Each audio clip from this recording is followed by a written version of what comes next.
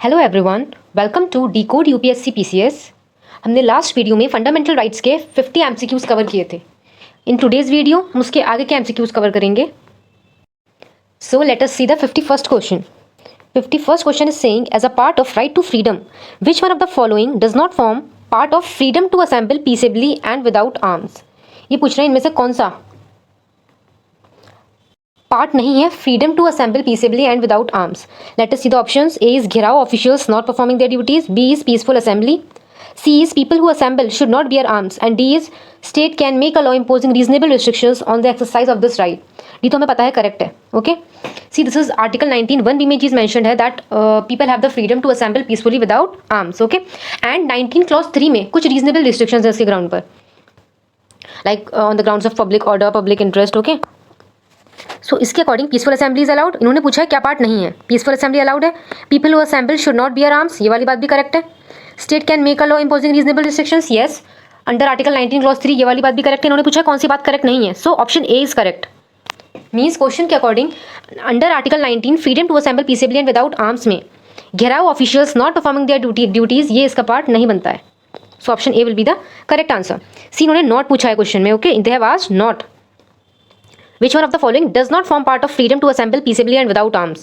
so gherao officials not performing their duties, ये part नहीं है कि भाई आपको फ्रीडम है to assemble peaceably and without arms. Okay, ये आपका फ्रीडम को नहीं करता ensure. So option A will be the correct answer. Let us see the 52nd MCQ. by which of the following grounds a citizen's freedom of expression may not be subjected to restriction।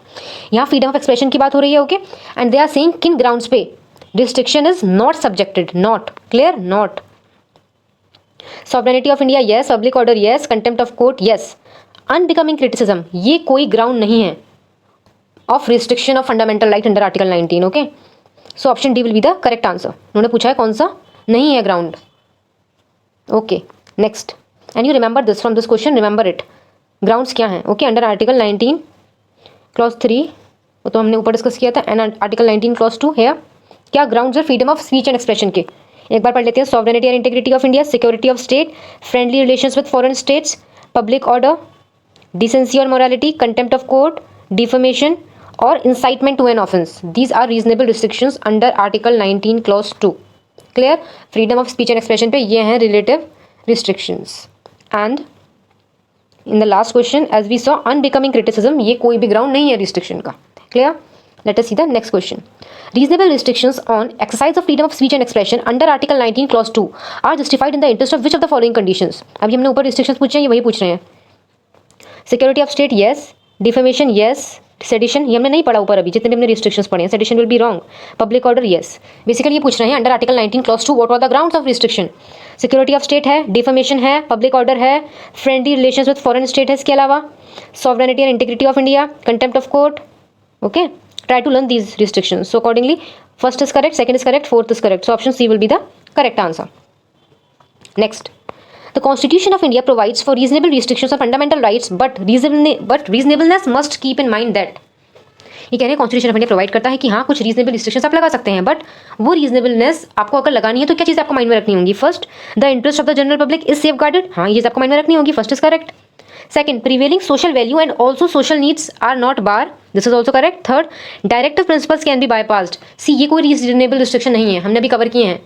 Directive principles can be bypassed is not a reasonable restriction, getting it? So ये correct है, ये correct है, ये correct नहीं है। Collective good is not greater, this is also not any restriction under article 19 clause 2।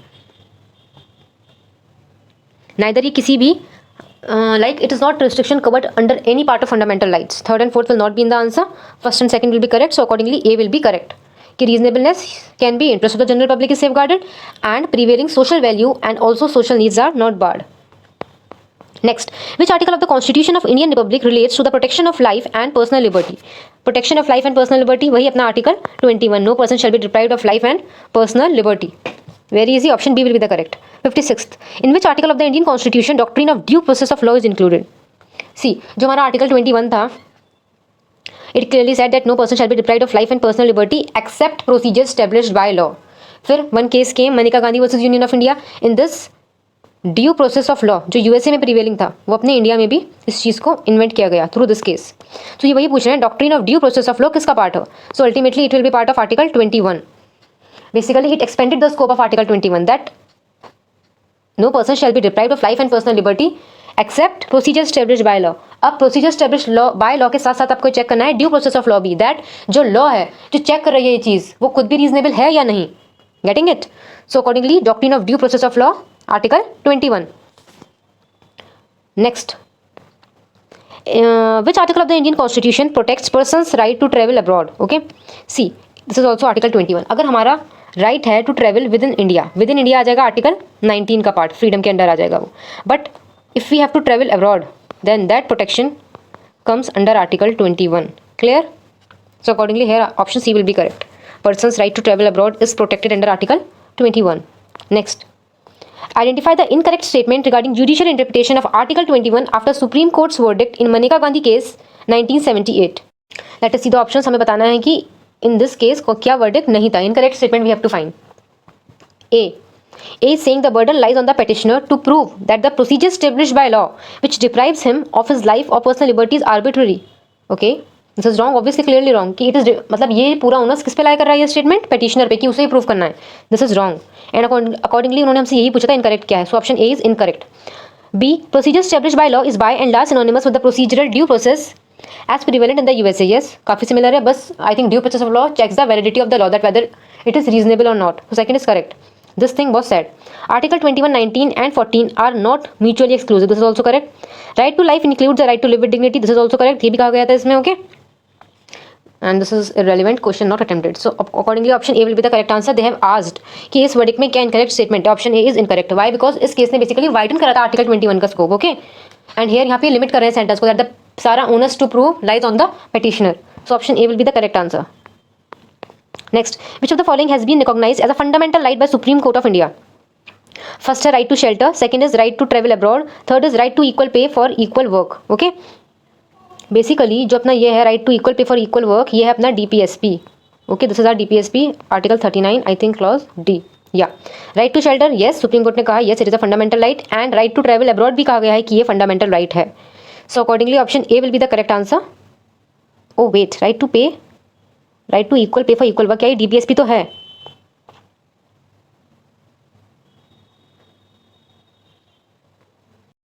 Okay, so I missed it. See this case, landmark case, Randhir Singh versus Union of India. Okay, in this case Supreme Court held that considering Article 14 and 16 in the light of the preamble and Article 39D, we are of the view that the principle of equal pay for equal work is deductible from those articles and may be properly applied to those cases of unequal scales. Thus the correct option is D. Okay, so basically supreme, इन्होंने question में हमसे पूछा है supreme court ने किन articles को बोला है right as a fundamental right. हमारे कॉन्स्टिट्यूशन में right to equal pay for equal work is there in article 39D और DPSP. बट अगर हम प्रीएम्बल एंड आर्टिकल 39D सबको हम साथ में मिलाकर पढ़ेंगे, so in one of the cases supreme court has said that yes it is also a fundamental right. Don't get confuse, क्योंकि हम मोस्टली ये सोचते हैं कि ये DPSP का पार्ट है, article 39 clause D. Clear? So accordingly first is also correct, second is also correct, third is also correct. So option D will be the correct answer. Clear? Right to equal pay for equal work, yes it is a DPSP, but it is also a fundamental right according to Supreme Court cases. Next, which of the following rights is available under Article 19(1) clause D read with Article 21? C कह रहे हैं right, Article 19 के अंदर पूछ रहे हैं. Clear? Article 19 के अंदर हमसे पूछ रहे हैं. First is right to travel abroad, ये तो हमें पता है, ये Article 21 के अंदर है. Right? राइट टू शेल्टर, ये भी आर्टिकल 21 के अंडर है. Right to privacy, this is if we read article 19(1)(d) and article 21 together, then this right to privacy, this is the correct answer to the question. Getting it? They are मतलब the explanation here cases are also given, like in the Govind versus the state of MP and ANR and Malak Singh and others versus state of Punjab and Haryana. Supreme Court held that the right to privacy is implicit under Article 21. Yes, clearly mentioned नहीं है, but Supreme Court ने ये बोला it is implicit. Clear?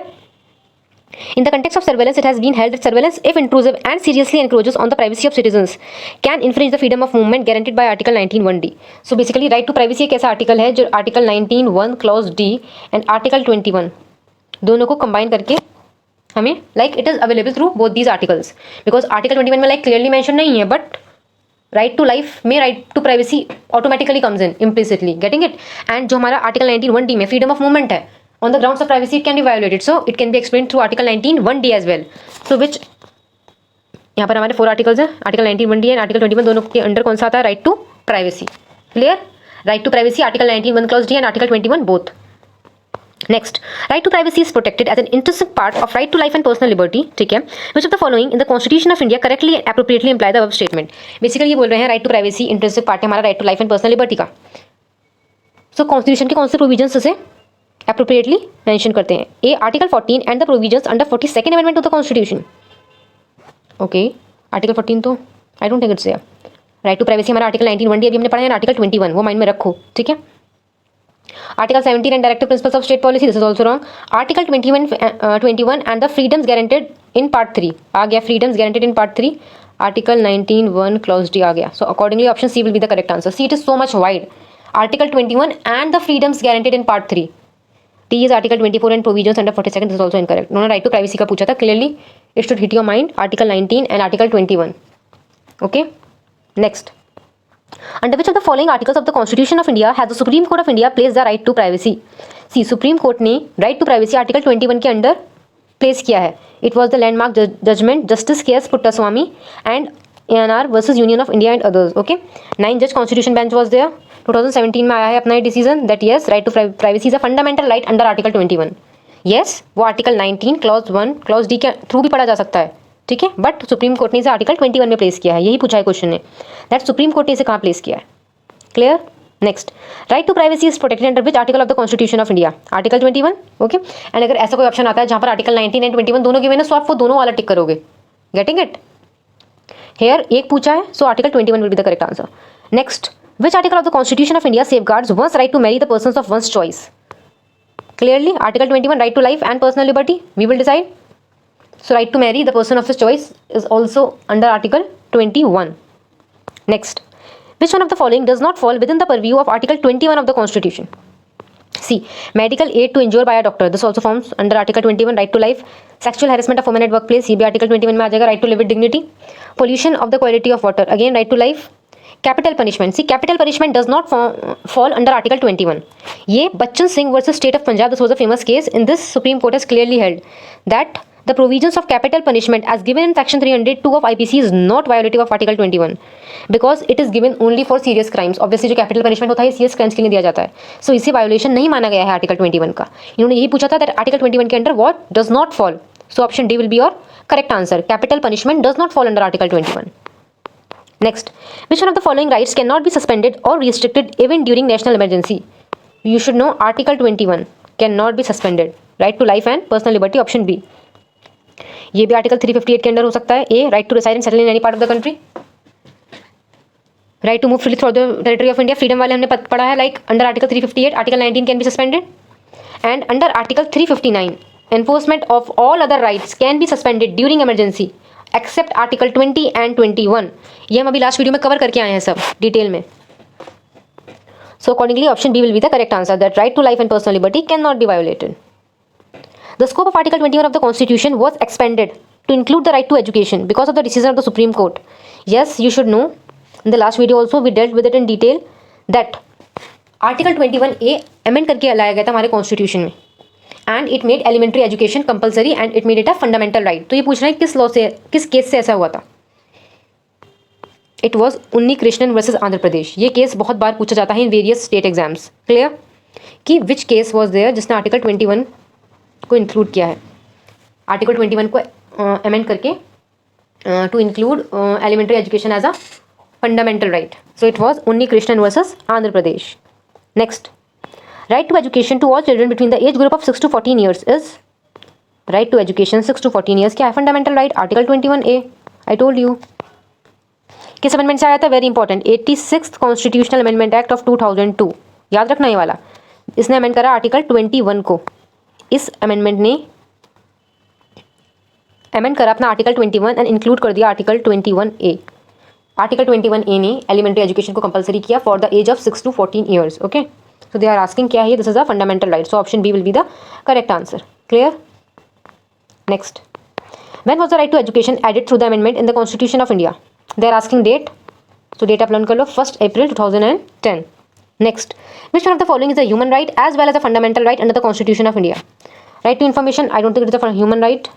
Right to work, ठीक है, it can be right to education, right to housing, but इन्होंने पूछा है दोनों है ये, ह्यूमन राइट भी है एंड अपना फंडामेंटल राइट भी है, so it is right to education. Right to education is both a human right as well as a fundamental right. Next, assertion and reasoning based question. The state shall provide free and compulsory education to all children of the age group of 6 to 14 years. Okay, reason बोल रहे हैं, in a democratic society right to education is indispensable. Indispensable, very important in the interpretation of the right to development as a human right. Yes, we know right to education is an indispensable part of a human person. Like अगर आपके पास right to education है, you will be able to develop yourself better as a human being. So here assertion is also correct and reason is also correct and state provide करेगी. Why? Because of these reasons. So ये दोनों दूसरे को explain भी कर रहे हैं. Both A and R are true and R is the correct explanation of A. Clear? And ये हमने अभी पढ़कर भी आए हैं article 21A. State shall provide free and compulsory education to all children of the age group of 6 to 14 years. Next, which of the following are envisaged by the right against exploitation in the Constitution of India? Okay ये पूछ रहे हैं कि right against exploitation में क्या क्या चीज़ें आती हैं, बेसिकली ये पूछ रहे हैं. And we says, I hope everyone knows, it means included. क्या क्या इंक्लूडेड है? Okay, let us see. Abolition of untouchability हमें पता है, ये आर्टिकल 17 का पार्ट है, और आर्टिकल 17 राइट टू इक्वालिटी में आता है, पता है ना. आर्टिकल 14 टू आर्टिकल 18 ये राइट टू इक्वालिटी में आएगा. So option 1 will not be in the answer. Second, prohibition of human trafficking and force labour, ये है अपना article 23. Prohibition of employment of children in factories, ये है अपना आर्टिकल 24. एंड आर्टिकल 23 एंड 24 ये दोनों right against exploitation. I hope you all remember, we have discussed it in detail in the previous video of fundamental rights. So basically second and third should be in the answer, है ना. Second, prohibition of human trafficking and force labour, article 23, and prohibition of employment of children in factories and mines, article 24. So second and third is the correct answer. Option A में है second and third. Fourth, protection of the interest of minorities, ये हमें पता है minorities से related है अपने article 29 and 30. Cultural and educational right में थोड़ा डिस्कशन है माइनॉरिटीज का. बेसिकली आर्टिकल 30 में क्लियरली मेंशन है माइनॉरिटीज, आर्टिकल 29 में भी ऐसे क्लियरली मेंशन नहीं है. काफी बार ये पूछा जाता है कि माइनॉरिटीज वर्ड क्लियरली कहाँ गिवन है, सो याद रखना religious and linguistic minority clearly mention जो है कॉन्स्टिट्यूशन में, वो है अपना आर्टिकल 30 में. यहाँ हमसे पूछा गया था राइट अगेंस्ट एक्सप्लॉयटेशन के अंडर क्या आता है, so option second and third is the correct answer. Prohibition of human trafficking and force labour अपना article 23 and prohibition of employment of children in factories article 24. Option A is the correct answer. Next, which provision of the fundamental right is directly related to exploitation of children. Exploitation of children article 24 अभी पढ़कर आए हैं पीछे. Option D. Article 24 of the constitution of India prohibits the employment of children in factories related to hazardous work. Such prohibition is absolute, partial, reasonable, moral. C ये है absolute prohibition. आप नहीं कर सकते किसी चाइल्ड को आप एम्प्लॉय नहीं कर सकते in factories related to hazardous work. This is absolute prohibition. So option A will be the correct answer. This is a absolute prohibition. No child below the age of 14 years shall be employed in any factory और mine जहाँ पर hazardous employment carry out हो रहा है. Okay, article 24. Next, which of the following is not a part of article 20 of the constitution. In the introduction video we have studied this. Article 20 में 3 चीज़ें आती हैं. What were these?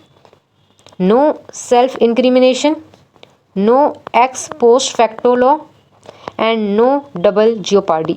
These 3 forms part of article 20. इन्होंने हमसे पूछा है क्या part नहीं है. डबल जियोपार्डी ये है, एक्स पोस्ट फैक्टो लॉ ये भी है, प्रोहिबिशन अगेंस्ट टॉर्चर ये नहीं है, and prohibition against self incrimination ये भी आर्टिकल 20 का पार्ट है. इन्होंने हमसे पूछा है क्या पार्ट नहीं है. So accordingly option C is not a part. So C will be the correct answer. Clear? Question बहुत ध्यान से पूछना, उन्होंने पूछा क्या है. Next, which article under the fundamental rights is directly related to the exploitation of children. Exploitation of children एकदम आना चाहिए article 24. Next, which one of the following articles of the constitution deals with the fundamental rights related to the exploitation of children. अभी पढ़ा है article 24. Next, child rights are protected in article dash of ICCPR. Basically ये ICCPR है, international convention on civil and political rights. यहाँ पर भी article 24 है, इसका भी याद रखना. अपने कॉन्स्टिट्यूशन में भी जो प्रोहिबिट करता है employment of children in factories वो आर्टिकल 24 है, एंड ICCPR का भी आर्टिकल 24 बात करता है चाइल्ड राइट्स के बारे में. So option B will be the correct answer. Link करके पढ़ो सो आपको इजीली याद रहेगा, क्योंकि अपने कॉन्स्टिट्यूशन में आर्टिकल 24 ये तो हमें याद रह जाता है, बट ICCPR का क्या आर्टिकल है? This is also 24, here also 24. Next, which article of the constitution provides protection to the accused regarding conviction from double bar and self incrimination. अभी हमने पढ़ा है no self incrimination, no ex post facto law, no double jeopardy, article 20. 80, an accused of any offence can not be compelled to be a witness against himself. वही article 20 clause 3, no self incrimination. Clear? Okay.